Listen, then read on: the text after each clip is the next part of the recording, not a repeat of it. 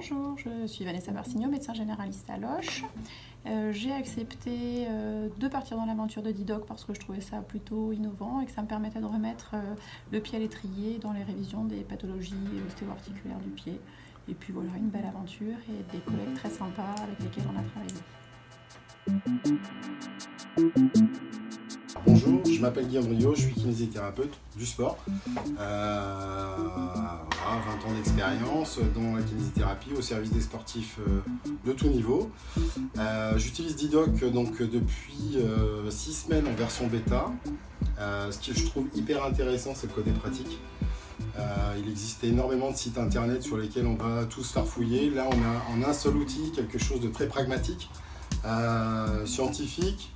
Donc voilà, et moi je l'utilise, j'en suis très satisfait, j'y trouve des pathologies, ça me permet d'avoir quelque part de replonger dans des connaissances que j'avais parfois un peu perdues, ou en tout cas de pouvoir approfondir certaines connaissances et donc d'optimiser mes soins. Alexandre Baudouin, podologue à Tours, 37 000. Alors Alexandre, tu utilises l'outil Didoc depuis plusieurs semaines. Oui. Qu'est-ce qui t'a attiré dans l'intérêt d'utiliser cet outil? Alors, premièrement, la première fois que j'ai utilisé Didoc, j'ai tout de suite plutôt regardé l'ensemble du logiciel, regardé l'ensemble des pathologies, des conseils, pour voir un petit peu ce que vraiment l'outil présentait. Et donc je me suis rendu compte qu'en fait il était assez étoffé. Donc je me suis concentré sur une pathologie et puis après qui m'en a amené une autre, parce que ce qui est pratique avec Didoc, c'est qu'on a tout de suite le diagnostic différentiel. Et donc avec cet outil de diagnostic différentiel, et du coup on peut voir les autres pathologies et du coup ça nous enchaîne et ça nous permet vraiment de parcourir l'éventail de Didoc.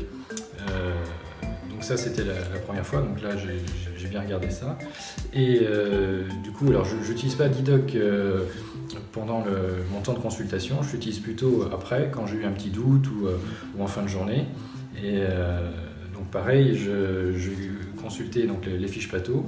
Et ce qu'il y a de bien aussi, c'est qu'il y a des fiches conseils. Ça, je trouve que c'est vraiment le point fort. C'est que du coup, quand on est en consultation avec nos patients, on n'a pas toujours le listing des recommandations, des conseils, des orientations qu'on peut amener. Donc là, ça permet d'être vraiment plus complet et évidemment d'être au plus proche des besoins de nos patients. Voilà. Et qu'est-ce qui manque à l'outil Didoc? Qu'est-ce qui manque à l'outil Didoc? Alors pour l'instant, quelques vidéos et quelques images, parce qu'on a beaucoup de textes pour l'instant, et peut-être des fiches conseils pareil, avec peut-être un peu plus d'images, pour que ça soit parlant aussi pour nous, mais pour nos patients. Merci Alexandre. Je vous en prie. Bonne soirée. Merci.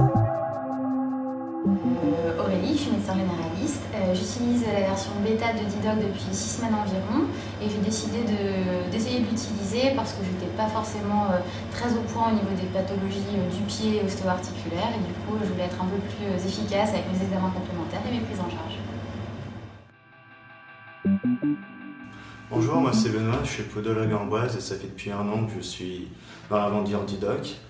Cette aventure m'a été proposée par Monsieur Durand et ça m'a tout de suite plu car j'ai voulu aider notre profession à se développer, mieux se faire connaître et aussi, pour une raison personnelle, moi-même mieux connaître d'autres pathologies, apprendre et toujours garder cet esprit novateur pour nous aider à construire notre profession de demain et aussi collaborer avec les autres.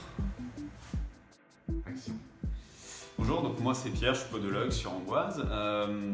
Donc l'outil Didoc, moi j'ai voulu absolument participer à cette aventure parce que je trouvais ça très novateur, quelque chose qui n'existait pas. Et surtout dans notre pratique quotidienne, ça permettait de conforter soit ce qu'on savait déjà, soit valider ce qu'on ne savait pas. Et derrière aussi découvrir en se promenant sur le site, en découvrant beaucoup de pathologies parmi les centaines de pathologies répertoriées, des nouvelles pathologies, des choses qu'on ne connaissait pas et permet d'élargir le champ de connaissances.